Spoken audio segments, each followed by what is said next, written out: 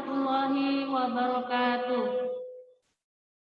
Apa kabar semua anak-anakku, para siswa kelas 10 SMA Negeri 1 Gebok? Semoga Allah Subhanahu wa Ta'ala senantiasa memberikan kesehatan dan keselamatan kepada kita semua. Pada pagi hari ini kita akan belajar bersama tentang kesadaran berbangsa dan bernegara. Tapi kita awali dulu dengan berdoa bersama. Semoga Allah Subhanahu wa Ta'ala senantiasa memberikan kemudahan dan kelancaran kepada kita semua dalam belajar dan menuntut ilmu. Dan semoga ilmu yang kita dapatkan nanti akan membawa keberkahan bagi kehidupan kita, baik di dunia maupun di akhirat. Bismillahirrahmanirrahim. Anak-anakku, para siswa kelas 10 SMA Negeri 1 Gebok, perkenalkan, nama saya Fairuya Isna, biasa dipanggil dengan panggilan Bu Rezia. Baiklah anak-anak, mari kita langsung belajar bersama tentang kesadaran berbangsa dan bernegara. Kita lihat dulu, yang pertama adalah pengertiannya.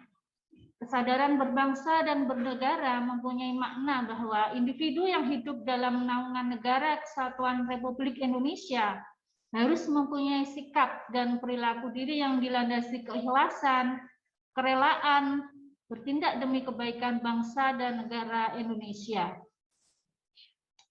Berbicara tentang kesadaran berbangsa dan bernegara ini sangat erat kaitannya dengan kesadaran bela negara. Kesadaran bela negara adalah di mana kita berupaya untuk selalu bertindak dalam rangka mempertahankan negara kita dari ancaman yang dapat mengganggu kelangsungan hidup bermasyarakat yang berdasarkan atas cinta tanah air. Kesadaran bela negara ini dapat menumbuhkan rasa patriotisme dan nasionalisme di dalam diri masyarakat.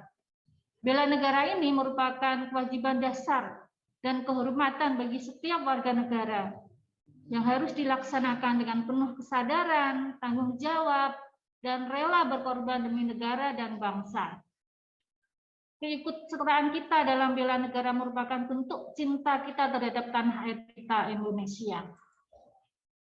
Beberapa contoh nilai-nilai bela negara, antara lain yang pertama adalah cinta tanah air, yang kedua kesadaran berbangsa dan bernegara, yang ketiga Pancasila, yang keempat rela berkorban untuk bangsa dan negara, dan yang kelima adalah memiliki kemampuan bela negara.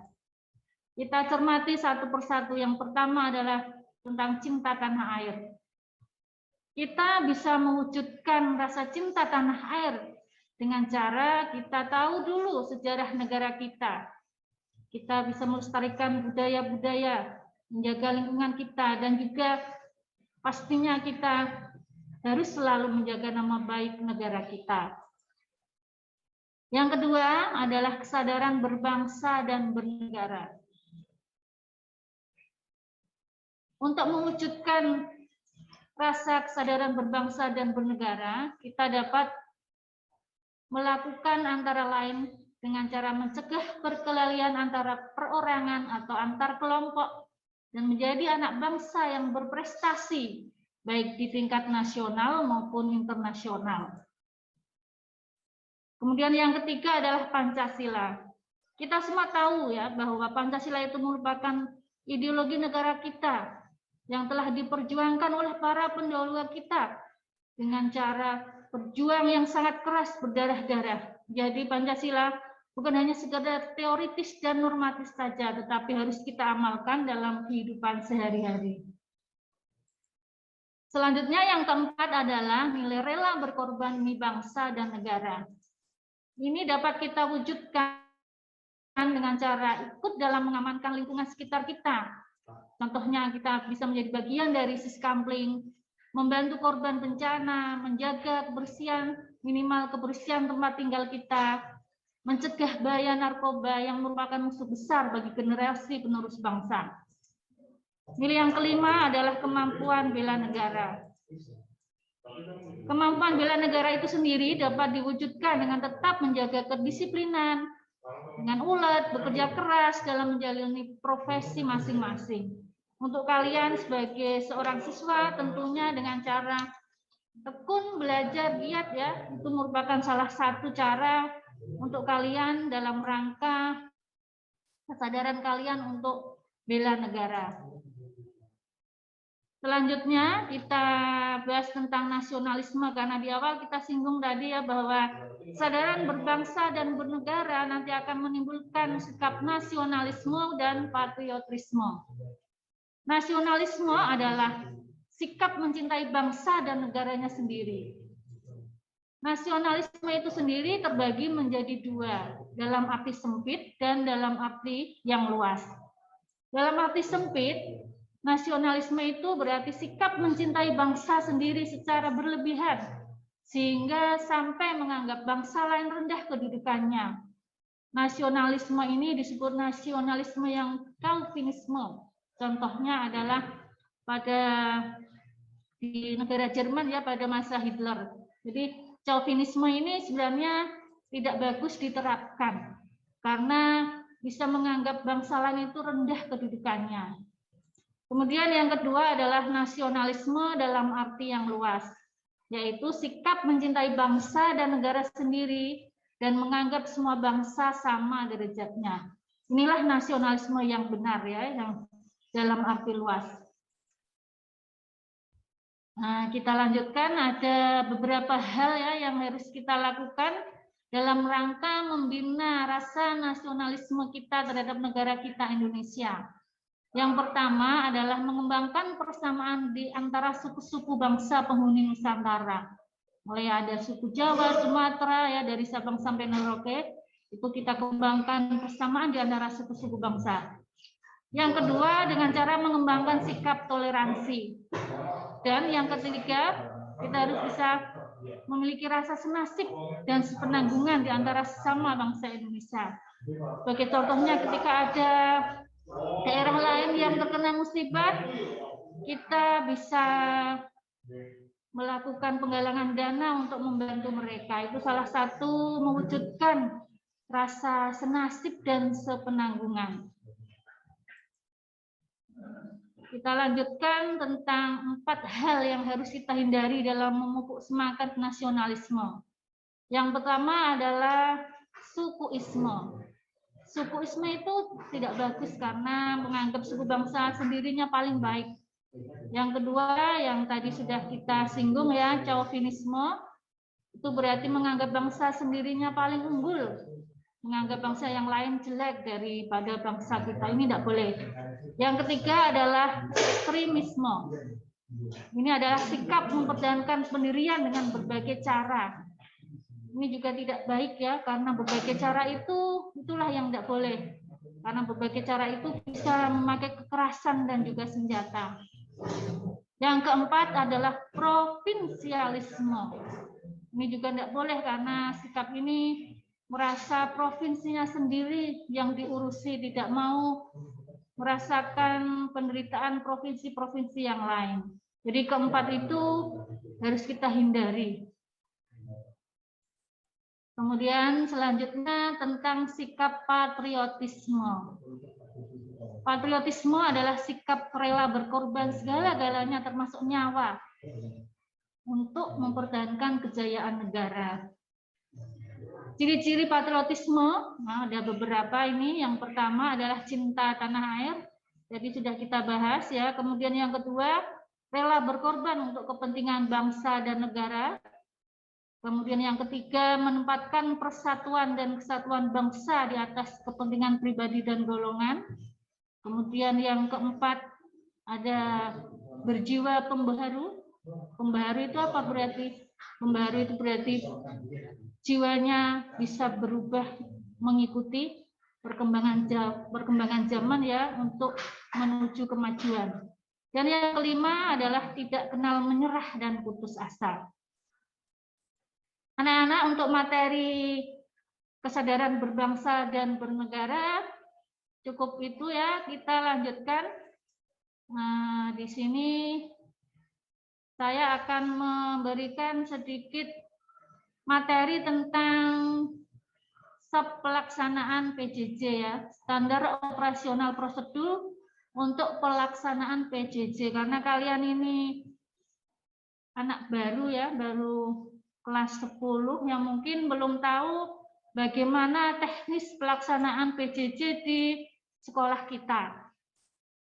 Mungkin waktu SMP ada yang menggunakan media WhatsApp ya, WA, kemudian mungkin ada yang sudah sering menggunakan Zoom ataupun aplikasi-aplikasi yang lain.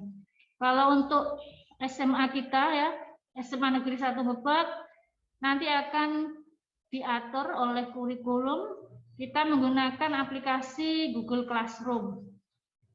Kemungkinan kalian semua sudah dimasukkan ke dalam kelas-kelas, mulai kelas 10 bahasa, 10 MIPA ya, MIPA 1 sampai 5 dan 10 IPS 1 sampai dengan IPS 6 di kelas-kelas Google Classroom. Kami harapkan akun yang kalian pakai itu selalu aktif dan terpasang di HP kalian masing-masing ya. Jangan sampai di HP kalian itu memiliki double akun sehingga nanti bisa memicu kesalahan dalam masuk ke dalam kelas Google Classroom. Baik, kita mulai SOP pelaksanaan PJJ. Yang pertama, ketika mengikuti kegiatan PJJ, siswa harus selalu menjalankan protokol kesehatan. Artinya apa?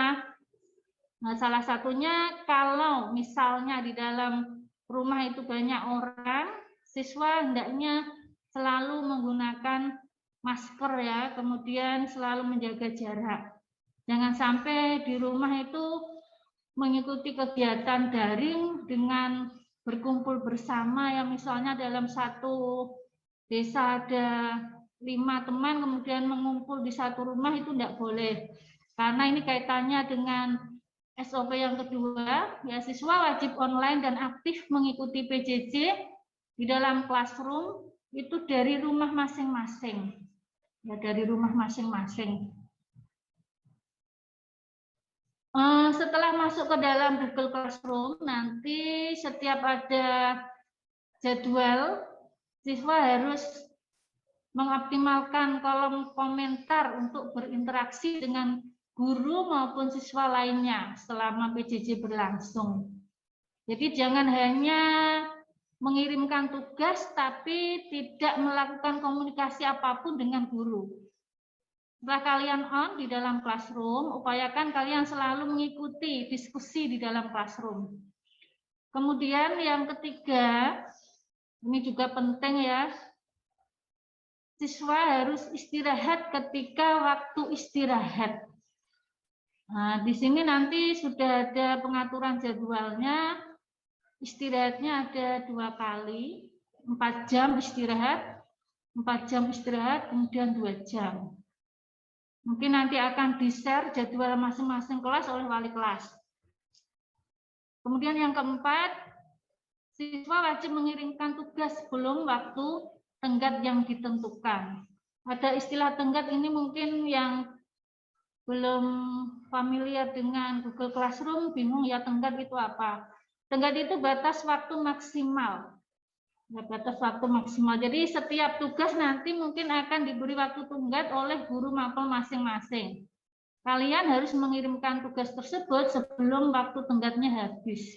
Karena ketika kalian mengirimkan tugas kok terlambat, pasti nanti akan mempengaruhi nilai. Jadi nilai kalian nanti bisa berkurang ya. Maksudnya berkurang itu yang harusnya kalau dikirimkan sesuai waktunya kalian dapat 80, mungkin ketika kalian mengumpulkan setelah waktu tenggat nilai kalian bisa menjadi 65. Kemudian selanjutnya yang kelima, siswa wajib melakukan presensi di setiap jadwal mapel dengan ketentuan ya. Jadi presensinya ini ada waktu tenggatnya. Tenggat presensi adalah menit ke-10. Sehingga kalian harus melakukan presensi di awal ya, jangan sampai melebihi menit ke-10. Kemudian yang kedua, presensi kalian kalau melebihi tenggat kok sampai dengan 50% waktu belajar atau PJJ mapel tersebut kalian dianggap terlambat. Ya misalnya pelajaran matematika 2 jam. 2 jam itu berarti ada 2 kali 25 menit, yaitu 50 menit. Kok kalian presensinya pada menit ke ke 15 ya, misalnya menit ke 15 sampai menit ke 25, nanti absen kalian adalah T atau terlambat. Kemudian yang C, presensi melebihi 50% waktu atau di luar jam PJJ, maka dianggap tidak hadir. Maksudnya, ya tadi ya contohnya matematika ada 50 menit, misalnya kalian kok presensinya menit ke 30, ya 30 itu berarti lebih dari 50%-nya, karena 50% dari 50 menit adalah menit ke 25. Kalau kalian presensi di menit ke 30, maka kalian dianggap tidak hadir. Jadi ini perlu diperhatikan ya, setiap kali ada jadwal di mapel masing-masing, kalian wajib melakukan presensi. Kemudian yang keenam, ketika mengikuti Fitcon ya, siswa wajib berpakaian dengan sopan dan rapi. Jadi meskipun kalian mengikutinya di rumah, tetap kalian menggunakan pakaian yang sopan dan rapi. Jangan yang biasanya pakai hijab ya atau jilbab, meskipun di rumah tetap harus pakai, karena ketika Fitcon nanti wajah kalian kelihatan. Ini insya Allah banyak ya yang sudah pakai jilbab. Alhamdulillah, berarti kalian istiqomah ya menjaga aurat kalian. Selanjutnya yang ketujuh, kalau kalian tidak bisa mengikuti PJJ, maka kalian wajib izin dengan cara melampirkan surat izin, dan surat izin itu harus ditandatangani oleh orang tua kalian. Kemudian kalian kirimkan via WA kepada wali kelas kalian, kemudian kepada guru mapel pada hari tersebut. Ya misalnya dalam satu hari kok ada 4 mapel, berarti surat itu kalian kirimkan ke 4 guru tersebut, supaya nanti guru tahu. Karena ketika guru tidak dikonfirmasi, terkadang lupa karena siswanya banyak. Ya. Selain itu kalian kirimkan juga ke guru BK. Kenapa harus dikirimkan ke guru BK? Karena guru BK inilah yang bertugas untuk mendata presensi kalian. Ya, presensi harian itu nanti akan didata oleh guru BK dan akan dipakai untuk data e-raport. Jadi meskipun kalian sudah izin ke guru mapel, kalian tetap harus melampirkan surat itu ke guru BK. Ini kaitannya dengan SOP yang ke-8 ya. Siswa wajib melakukan presensi harian di topik presensi harian, sehingga misalnya dalam satu hari itu kok ada 4 mapel, berarti kalian harus absen di 4 topik ya, karena 4 mapel plus 1 topik yaitu di topik presensi harian. Untuk topik presensi harian nanti yang mengolah adalah guru BK, dan itu nanti untuk data di presensi e-raport kalian. Kita lanjutkan tentang prosedur penilaian. Penilaian untuk PJJ tetap ada 3 aspek, yaitu aspek pengetahuan, aspek keterampilan, dan aspek sikap. Untuk yang aspek pengetahuan nanti bisa menggunakan teknik-teknik antara lain dari penugasan, kemudian dari tes tertulis, dan kalau tes lisan mungkin agak sulit ya ketika masih kondisi seperti ini. Jadi untuk penugasan ini yang biasanya sering dilakukan oleh para guru, sehingga ini harus kalian perhatikan betul-betul. Kirimkan tugas kalian sebelum batas waktu yang sudah ditentukan oleh guru mapel. Kemudian aspek keterampilan ini bisa dilakukan dengan beberapa teknik juga, antara lain portofolio dengan cara praktek, produk, dan juga proyek. Untuk pelajaran-pelajaran seperti seni budaya dan PJOK ya, ini banyak menggunakan teknik praktek, sehingga mungkin nanti kalian melakukan praktek di rumah, kemudian kalian bisa mengirimkan videonya, nanti dikirimkan kepada guru mapel. Ini juga harus kalian perhatikan, jangan sampai melebihi batas waktu yang sudah ditentukan oleh guru mapel, sehingga nanti nilai kalian bisa optimal. Selanjutnya yang ketiga adalah aspek sikap. Untuk penilaian aspek sikap ini bisa menggunakan teknik antara lain observasi, penilaian diri, dan penilaian teman. Jadi untuk PJJ ini mungkin dari keaktifan kalian ya ketika jam PJJ, keaktifan kalian ketika berdiskusi di kolom komentar, kemudian kedisiplinan kalian dalam presensi. Jadi untuk yang aspek sikap ini jangan kalian anggap remeh ya, karena ini sangat penting, karena ini salah satu yang nantinya akan masuk ke dalam kriteria kenaikan kelas, karena sikap itu minimal harus baik. Kalau kalian ingin sikap baik, tentunya kalian bisa melakukan presensi dengan tepat waktu, itu salah satu caranya. Kemudian dengan cara selalu aktif ya, keaktifan kalian nanti akan mempengaruhi nilai sikap. Jadi keaktifan kalian di dalam PJJ nanti akan sangat mempengaruhi untuk penilaian sikap dan keterampilan. Ini harus diperhatikan. Jadi jangan hanya presensi tok kemudian kalian tinggal main. Itu nanti akan mempengaruhi nilai kalian terutama di penilaian keterampilan dan penilaian sikap. Ketiga penilaian itu ya, baik pengetahuan, keterampilan maupun sikap nanti akan diolah di raport. Untuk penilaian pengetahuan ya nanti bisa melalui dari penilaian harian, penilaian tengah semester, dan juga penilaian akhir semester. Selanjutnya tentang KKM ya, KKM kriteria ketuntasan minimal. KKM sekolah kita adalah 65 dengan predikat, rentang predikat ada A yang mulai dari nilai 89 sampai 100, kemudian nilai B itu mulai 77 sampai 88, C-nya mulai 65 sampai 76, dan ketika kalian nilainya di bawah KKM ya, atau kurang dari 65, nanti predikatnya D. Sedangkan untuk KKM aspek sikap adalah B. Jadi kalian minimal itu harus B kalau kalian ingin naik kelas. Selanjutnya ini tadi sudah Bu Raya bahas ya, kehadiran dan keaktifan kalian dalam PJJ itu mempunyai andil yang sangat besar dalam penilaian aspek keterampilan maupun aspek sikap. Dan keterlambatan kalian dalam mengirimkan segala bentuk penugasan nanti akan mengurangi nilai. Jadi biasakan kalian mengerjakan sesuatu sesuai waktu ya. Jangan menunda-nunda pekerjaan karena nanti akan menyulitkan kalian, akan membawa dampak negatif bagi kalian.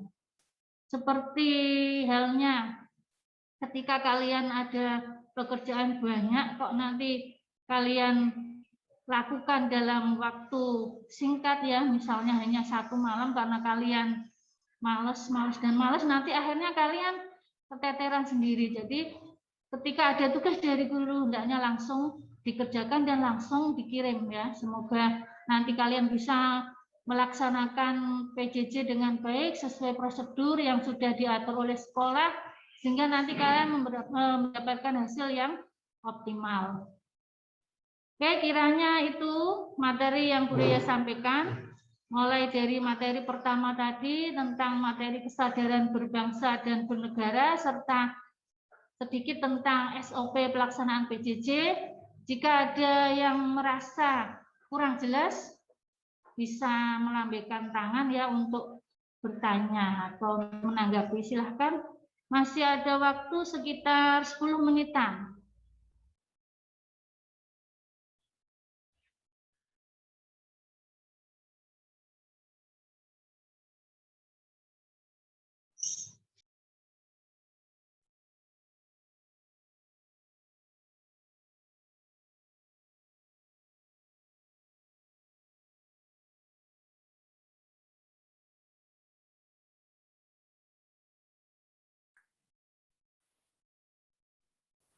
Anak-anak yang mau bertanya bisa menghidupkan mikrofonnya.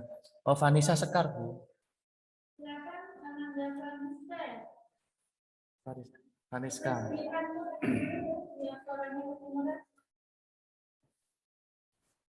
Vanessa.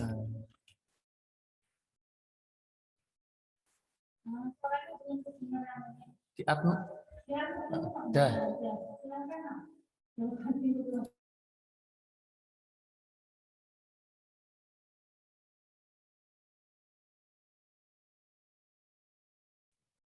Vanessa, dengar suara. Maaf Pak, kan pencet.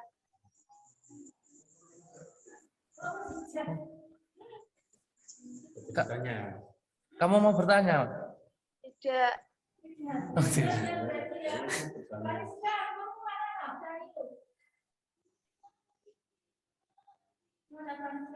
Ini Bu. Ada yang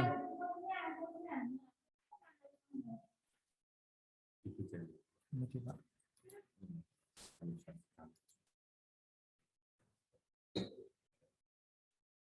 Jadi bertanya yang lain, jawab ya.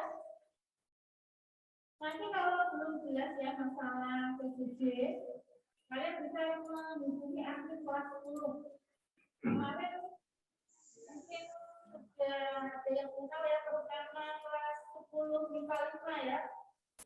Atau MIPA 1 ya, 10 MIPA 1 yang wali kelasnya Pak Sunanto, itu admin kelas 10. Nanti kalau ada kendala mengenai PJJ yang misalnya nggak bisa mengirimkan tugas lewat DC atau misalnya ada trouble ya akun di beliau Bapak Sunanto Cahyani Bu. Cahyani Bu. Cahyani 10 MIPA 1 mau bertanya Bu. Ya silakan.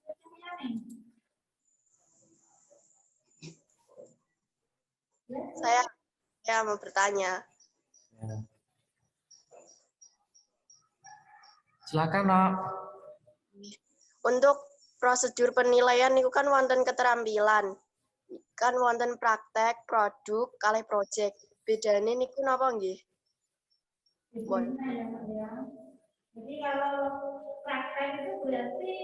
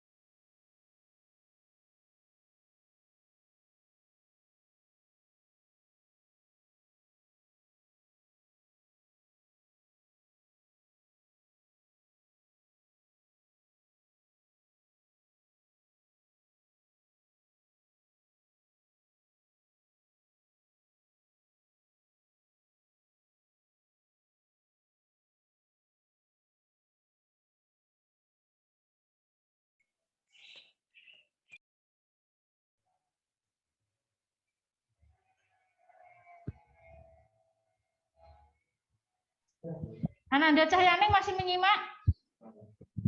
Nah ya, tadi dengar enggak? Tak ulangi ya. Mulai dari praktek ya. Praktek itu berarti unjuk kerja kalian. Contoh yang paling mudah adalah pelajaran olahraga yang sering menggunakan teknik praktek. Misalnya ada materi lari. Berarti kalian harus benar-benar melakukan praktek lari. Kemudian nanti di video atau di foto, kemudian datanya dikirim ke guru mapelnya. Misalnya larinya berapa meter, kecepatannya berapa, itu nanti dikirimkan ke guru mapelnya.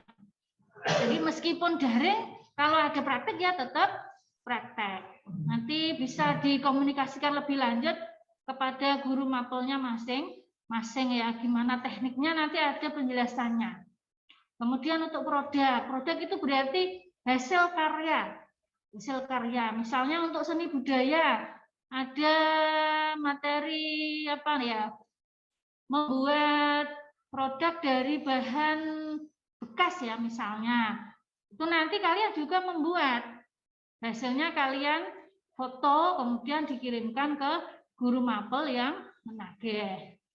Kemudian project itu lebih luas ya, karena ini meliputi ada perencanaan terlebih dahulu, misalnya mata pelajaran IPA ya, misal ini biologi misalnya, ada proyek penelitian.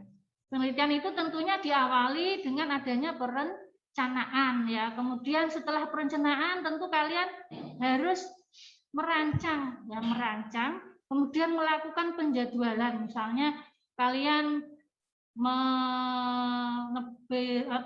menebar bibit pada minggu keberapa, kemudian kalian memberikan perlakuan pada minggu keberapa, kemudian memperoleh hasilnya pada minggu keberapa, setelah itu terakhir membuat laporan.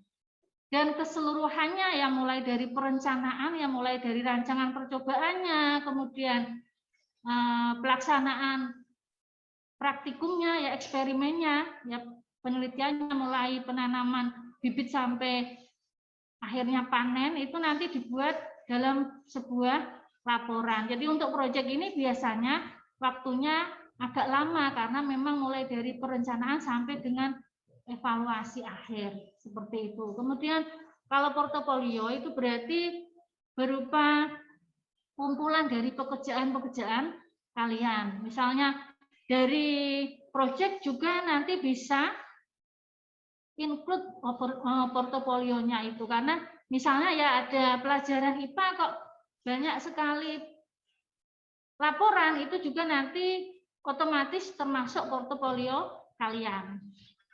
Itu ya Mbak, siapa tadi ya? Cahyani ya? Mana tadi? Kok hilang? Cahyani? Ada mana tadi ya? Sudah jelas Ananda Cahyani? Mana tadi Cahyani? Ada suaranya. Bisa ya di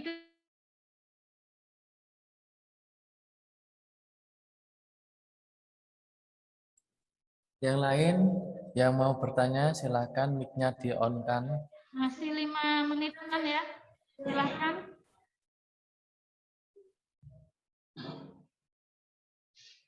Ada yang tempatnya susah jaringan enggak ya ini anak-anak? Kalau Fitkan ini insya Allah yang ikut Fitkan berarti jaringannya bagus semua ya. Misalnya kok nanti suatu ketika kalian ada kendala ya, listrik mati ya misalnya. Listrik mati berarti HP mati enggak ya? Kalau HP-nya enggak mati masih bisa dipakai, kalian langsung aja konfirmasi ke wali kelas ya. Kemudian kalau bisa solusinya nanti kalian minta izin untuk melakukan PJJ di sekolah sehingga nanti kalian tidak ketinggalan. Jangan hanya diam. Karena kami para guru tentu tidak tahu siapa-siapa yang mengalami kendala seperti itu ya. Ada enggak yang rumahnya mana Pak yang enggak ada jaringannya, Kedung Sari itu mana? Kemarin dikasih komputer, pinjam komputer Mas Arif. Geringgeng, Kedung Sari.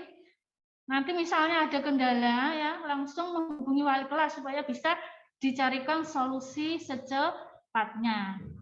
Karena ini hari terakhir ya untuk MPLS, mungkin besok kalian sudah mulai daring menggunakan aplikasi Google Classroom. Pastikan kalian menuliskan identitas di dalam Google Classroom sama dengan identitas kalian di dalam rapot ya. Namanya nama lengkap. Sehingga nanti Bapak Ibu guru tidak kesulitan dalam hal penilaian.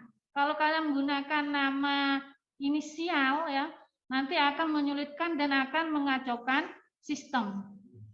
Dan jangan sampai kalian lupa dengan password kalian. Karena yang tahu kan kalian sendiri ya, kalau kalian lupa password kemudian kalian komplain kepada admin nanti tidak bisa mencarikan solusi, sehingga diharapkan password kalian itu selalu diingat. Baik, karena waktunya sudah hampir habis ya. Kiranya cukup sekian aja atau ada yang masih mau bertanya, silahkan. Masih 2 menit ini sebenarnya. Abdullah Aslah itu mana ya rumahnya? Kamu kok pakai masker terus di rumah?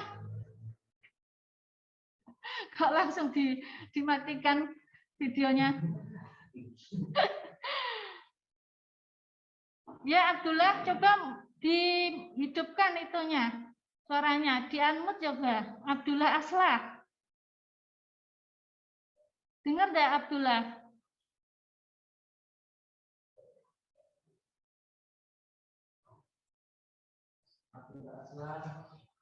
Kamu sehat, Anang?